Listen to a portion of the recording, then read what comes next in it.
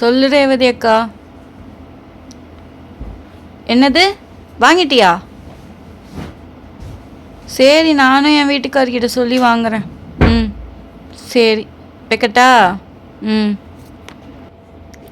ஏங்க, நம்ம பிள்ளைக்கு இந்த 10,000 கொடுத்து ஒரு கார் வாங்குறாங்களாமே, ஓட்டுற மாதிரி குட்டியா, அது மாதிரி ஒன்று வாங்கிடலாமா?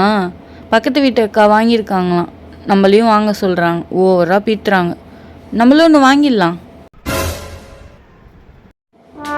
என்ன சொல்கிறீங்க? சொல்லுங்க, வாங்கிட்டு வந்துடலாம். மா, இன்னும் குழந்தையே பிறக்கலம்மா. எனக்கு தெரியுங்க நீங்கள் வாங்கிட்டு வர மாட்டீங்கன்ட்டு.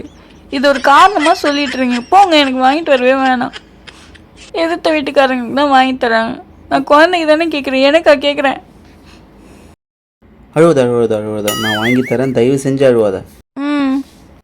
ஏங்க, அப்படியே குழந்தைக்கு டைப்பர் வாங்கிட்டு வந்துடுங்க, மறக்காமல் வாங்கிட்டு வந்துடுங்க. அப்படியே குழந்தைக்கு பான்ஸ் பவுட்ரு, சர்லக்கு வாங்கிட்டு வந்துடுங்க. சரிம்மா, நான் வாங்கிட்டு வந்துடுறேன். 3 மாதத்துக்கு தேவையான பொருளை மொத்தமாக வாங்கிட்டு வந்துடுறேன். நீ ஏன் கவலைப்படுற?